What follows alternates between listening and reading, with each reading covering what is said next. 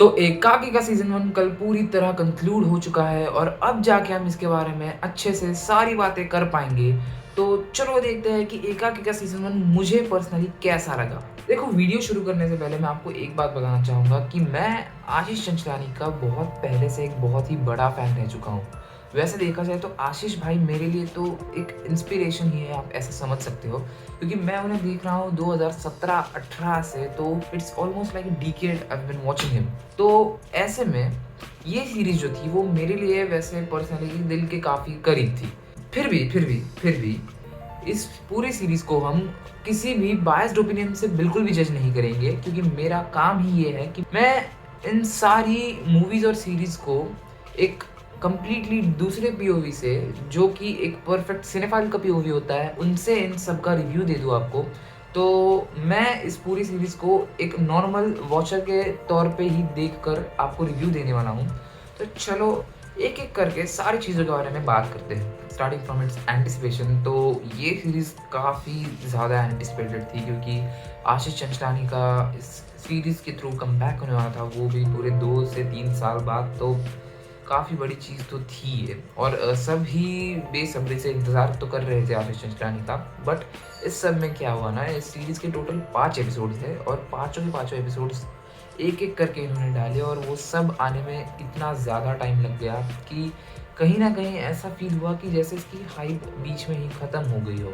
Getting straight to the point, एक-एक चीज़ों के बारे में बात करेंगे। तो सबसे पहले ये जो मूवी थी, इसको शुरुआत से प्रमोट ऐसे किया गया था कि ये एक हॉरर कॉमेडी होने वाली है, और मैंने पहला एपिसोड उसी हिसाब से देखा था कि ये हॉरर जॉनरा में कैसे करेंगे, क्योंकि हॉरर कॉमेडी तो वैसे भी बहुत ज़्यादा एक्सप्लोर्ड है अभी के लिए। तो ये सब कैसे प्रेज़ेंट करेंगे आशीष चंचलानी भाई, ये देखना काफ़ी इंटरेस्टिंग होने वाला था मेरे लिए।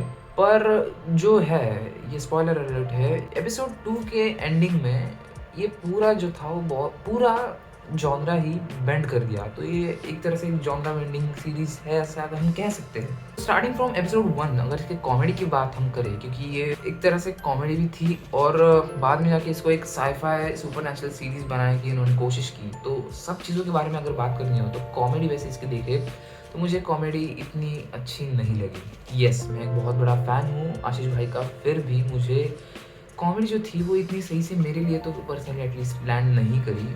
कहीं-कहीं ऐसा लगा कि ये थोड़ी-सी फ़ोर्स्ड कॉमेडी थी, और बहुत जगह पे तो ऐसा लगा कि बहुत लाउड जाने की कोशिश कर रहे थे वो, स्पेशली एपिसोड 1 में, और ये कहीं न कहीं सही नहीं होता। फिर भी वैसे कुछ-कुछ ऐसे भी मोमेंट्स थे जहाँ पे मैं एकदम दिल से हँसा हूँ और खुल के हँसा हूँ। तो कॉमेडी के मामले में तो ये मेरे लिए एक 50-50 सीरीज़ ही रही। हमेशा की तरह पूरी तरह तो मैं नहीं हँस पाया इस पे। बहुत बार ऐसा भी हुआ है एक्चुअली कि कभी-कभी एक्टर्स जो थे वो, जो कि बहुत ज़्यादा बढ़िया एक्टर्स इन्होंने कास्ट किए थे, उनकी केमिस्ट्री भी मुझे फ़ील हुई, अच्छी लगी। पूरा जो अपना 7 लॉन्डो का ग्रुप था, बढ़िया तो लगा मुझे।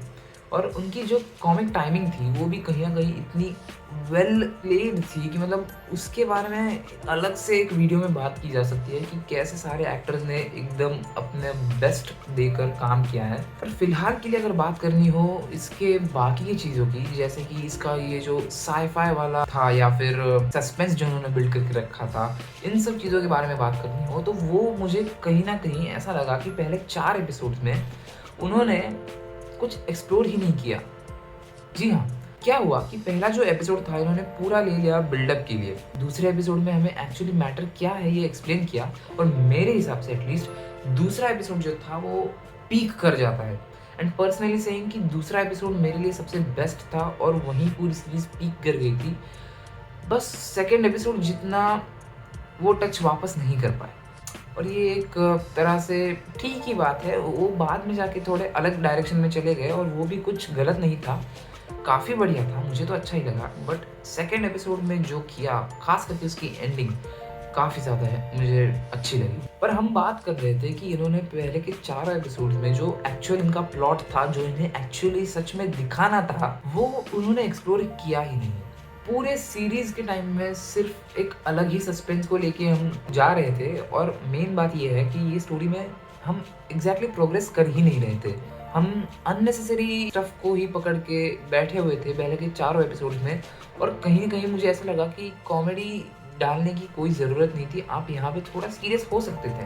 पर एपिसोड 5 जो है उसका पहला जो हाफ था, उस सब में इन्होंने ये सारा जो मैटर था वो एक्चुअली रियल टर्म्स में एक्सप्लेन किया हमें कि एग्ज़ैक्टली ये सब क्यों, कैसे और किस वजह से हुआ। पर कहीं न कहीं मुझे ऐसा भी लगा कि जैसे इन्होंने पहले का सारा टाइम जो था चारों एपिसोड्स का, वो सारा टाइम पास करते हुए गुज़ार दिया और बाद में एपिसोड 5 में ऐसे बैठ के चलो कि बच्चों तुम्हें अब सुनाता हूँ पूरी कहानी, ऐसे करने एक्सप्लेनेशन देने बैठ गए। पर ये ऐसा नहीं होना चाहिए था। मेरे हिसाब से एक अच्छी स्टोरी वो होती है जो बस अपने स्टोरी के पेस के साथ-साथ अपने को सारी चीज़ें एक्सप्लेन करती जाए।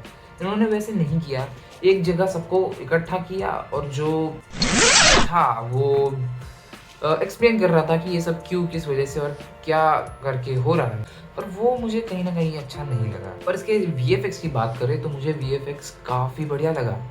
क्योंकि जिस बजट में ये बना रहे थे और जिस बैकग्राउंड से आशीष भाई आते हैं ना भाई, उस बैकग्राउंड से यहाँ तक पहुँचने के लिए और इतनी बड़ी फीट अचीव करने के लिए गट्स लगते हैं भाई, गट्स तो लगते हैं। और वीएफएक्स उस हिसाब से, उस बजट के हिसाब से तो काफ़ी बढ़िया लगे मुझे। कहीं-कहीं पॉइंट्स पे तो मतलब ज़्यादा ही डिलीवर कर दिया ऐसा लगने लगा था। और उस डिपार्टमेंट में तो काफ़ी बढ़िया किया है वैसे। पर कहीं-कहीं ऐसा फ़ील हुआ जैसे एनिमेशन देख रहे हैं, पर मैं इसको बिल्कुल भी दोष नहीं दूँगा। जो आपने एक्चुअली किया है इस पॉइंट पे, वो तो कहीं बॉलीवुड मूवीज़ भी अचीव नहीं कर पाती 100-100, 150 करोड़ के बजट के साथ। मुझे तो काफ़ी बढ़िया लगा, इस मामले में तो किल कर दिया भाई।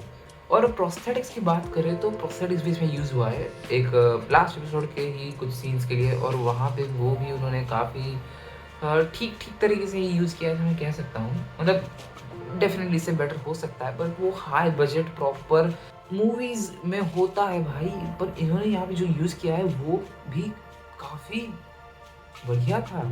और मतलब देख के तो लग ही नहीं रहा था कि ये सब नकली है। एक पॉइंट के लिए सब सही लग रहा था और सच भी लग रहा था। बट इस पूरे स्टोरी की जो सबसे मेन बात मुझे लगी कि जो लॉजिक इन्होंने यूज़ किया है पूरे टाइम में, जो लॉजिक इन्होंने यूज़ किया है, जो रेफ़रेंसेस इन्होंने मारे हैं, जो छोटे-छोटे डिटेल्स होते हैं उनके ऊपर जो बारीकी से ध्यान दिया है, वो मुझे इस सीरीज़ की सबसे बेस्ट चीज़ लगी। क्योंकि देखो, राइटिंग आशीष चंचलानी की थी और वो इस मामले में तो एकदम एस कर देते हैं। इस बार तो कर ही दिया है भाई। छोटी से छोटी चीज़ों को लेके या फिर कैमियोज़ की अगर बात करें, जी हाँ, इसमें 2 कैमियोज़ हैं, वो भी बहुत बढ़िया थे। छोटी से छोटी चीज़ों को लेके इन्होंने जो डिटेल्स इसमें भरे हैं और जितने बारीकी से इस पे काम किया है, अच्छे से मैं कहूँगा कि ये वेल रिटन सीरीज़ थी।